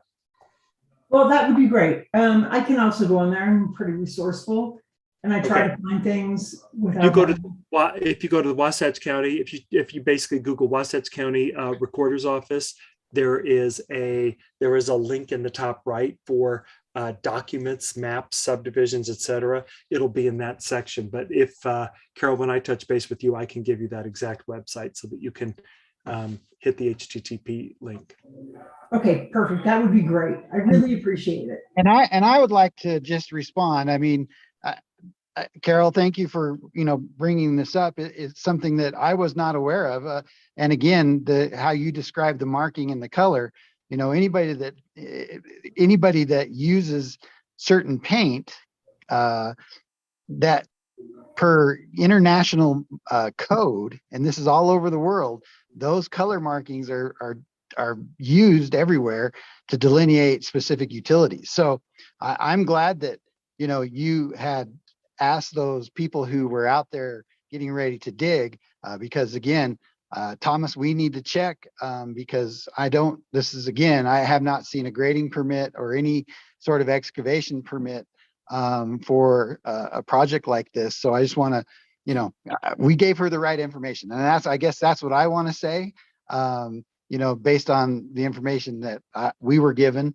And it's just unfortunate it's turned out to not be cable, which was the color marking that was used. And so, Thomas, we probably need to talk just to make sure that we have everything permit wise on record and on file with the city.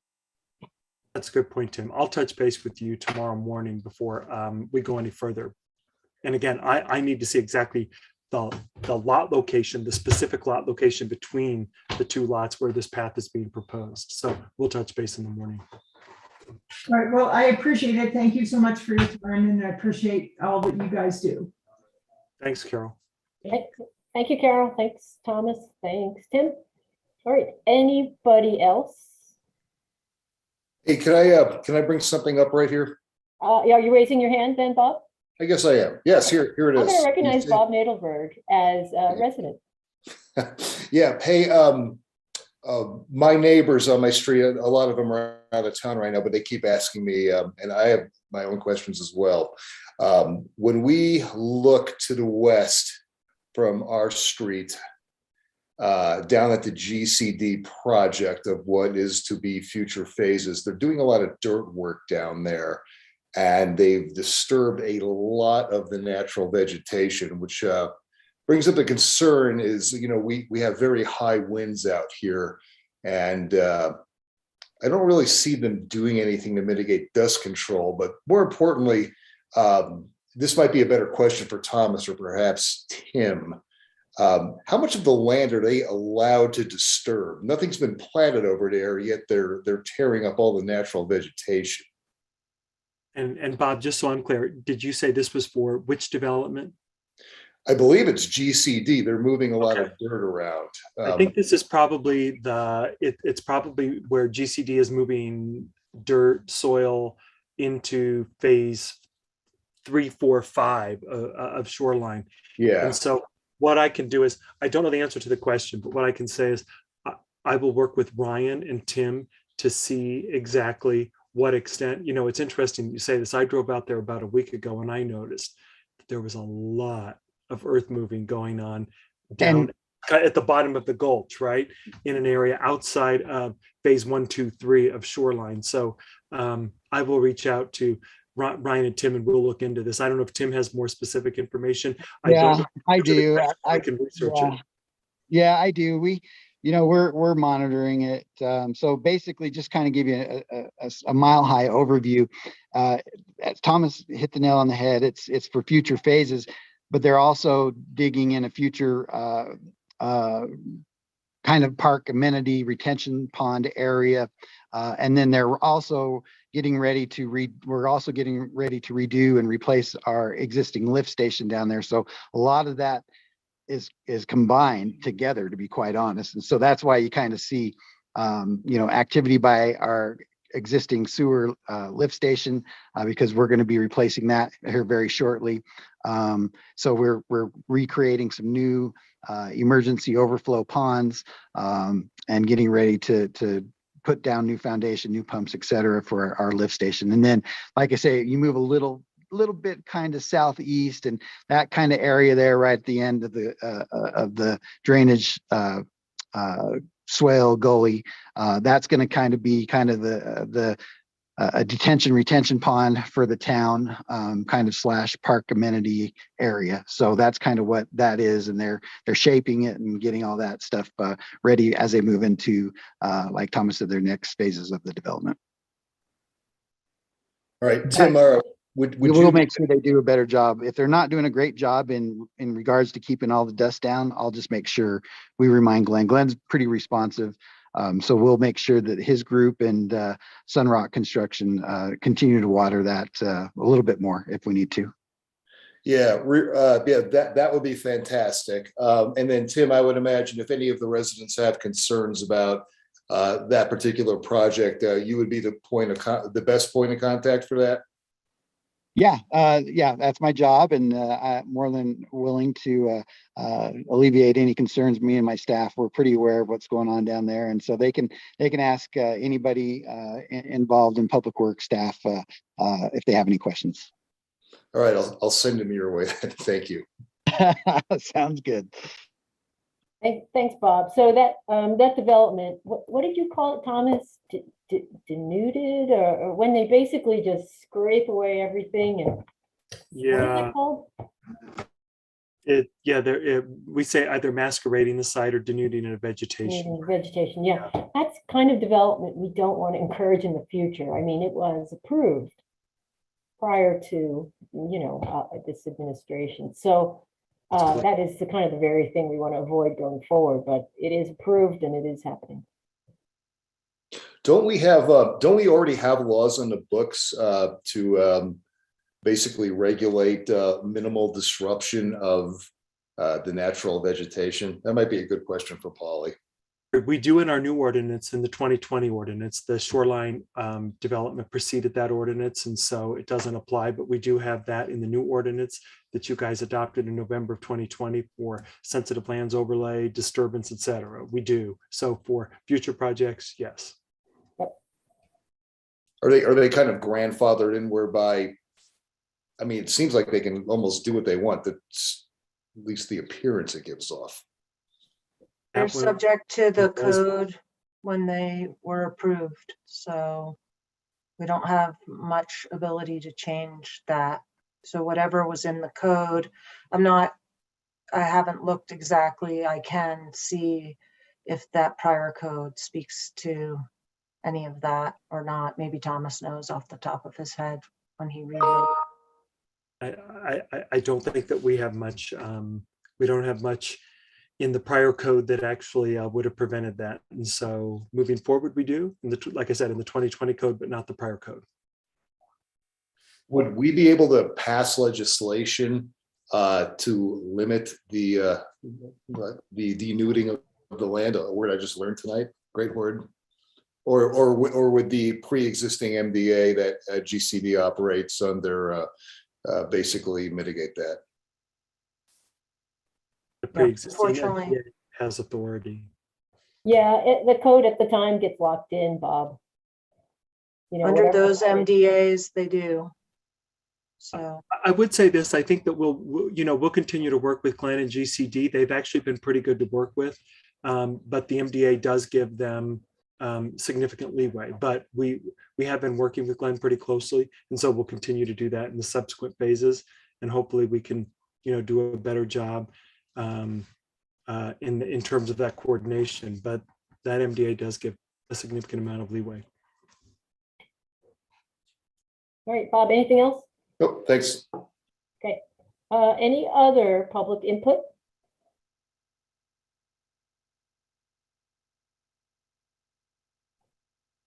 I'm looking, I don't see any hands raised. Alicia, do you recognize anybody needing to speak? No, that doesn't look like it. All right. With that, I'll close public input. So I think that covers our regular agenda. We have executive on here. I would like to request that we go into an executive session tonight. Sometimes we do, sometimes we don't. Polly, are you available for that? I am. Sure, we can. Of course, we can if the council wants to. It's nice to have the mayor here as well, but sure, we can. We can talk in exec based on the things that are allowed. Right. Okay. Does council want to go into executive, talk about anything? Or any objections going into executive session? We need to have a vote in order to go into. Okay, I'm just polling them. Okay, that sounds good. Yeah. Sorry, I just don't want to have the vote be like a negative. Like, if the council wants to, then we should vote to go into executive, and we need at least, I think, 2/3 to vote for that. Okay. Do we vote for the executive session before we vote to go to executive before we would adjourn the meeting and vote to close out the meeting? Okay. So I'd like to help me here. I'd like to poll the council. It asks for a vote to go into executive session following the adjournment of the regular meeting. Did that sound okay, Polly? Yes. Okay. So I'll just go around the room. Carol? Yes, I'm fine with going into executive Okay. session. Bob? Yes. Ralph? Yes. And Sherry? Yes. Okay, and I'll vote yes, so that makes unanimous. All right, we'll do that then. To do that, we'll close out this meeting, wait a couple of 3 minutes and come back. People can stand up, stretch their legs and come back. So we would come back at 8:13 p.m. And rejoin. So with that, I'd like a motion to adjourn. So moved. Okay, so moved for Bob. But so you're not really adjourning, right? Because you're gonna go into closed, but Okay. you're gonna close the meeting. So let's have everyone take a break, and then we'll come back into closed. And then when closed is complete, we'll go back into open and then close out the meeting. Can I just say what Polly said? Really quick question. Doesn't somebody need to move to go into and then second and then do the roll call or to go into executive session? So we couldn't do it how we just did, right? Thank you. Yeah. Yeah, thank you, Felicia. That's what happens when you have an amateur running the meeting. So I'm sorry. You're okay. Can does anybody like to make a motion to go into executive? So I moved. will move. Okay, Carol moved and Bob seconded it. Do I have to go around the polling, or can I just say all in favor? You can say all in favor. All in favor? Aye. Right. Yes. Okay. Okay. Unanimous. Okay. See you in a few. Okay. You want to make it 8:15? We'll make it 8:15. 3 minutes. Okay, thanks.